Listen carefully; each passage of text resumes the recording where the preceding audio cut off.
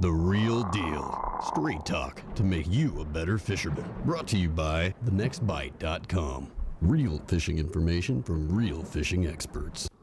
One thing about early season walleyes is that in the cooler water, a lot of times they aren't as aggressive as they would be, say, in the middle of summer. And what we're finding out here on this flat is that we're fishing with crawler harnesses, just using a small split shot to get them down. But what's happening is the fish are swimming in behind that crawler, grabbing it, but then a lot of times just swimming right along. So it's very difficult to detect a bite. In the shallow water, we have to use boards to spread out our lines. So what I'm using on the boards is a little system called a tattle tail system. And what we do with that is let our spinner out. I'm letting out about 25 feet of line. But then we're going to attach the board. Now, a tattle flag is a little bit different than a regular board.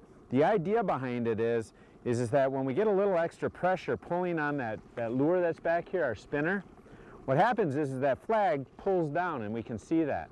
So we aren't even expecting the weight of the fish to pull the board back. We're expecting this to get pulled down like that. So the way I'm going to hitch that up is I'm going to take and put my line into the front clip, but then for the second clip back here, I'm going to leave a little bit of a loop of line and attach this. What that allows this to do now is when I get that extra tension of a fish back here, it'll pull here, pull out this clip, pull down this bar, and the old flag will just go down like that. Now, one real important thing on here is this spring.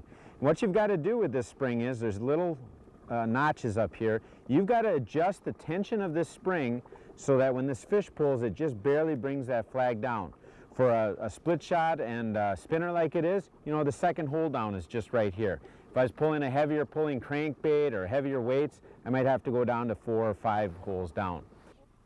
So a tattletale system is very good for when you've got light biting fish or when you've got small fish that are biting on your boards.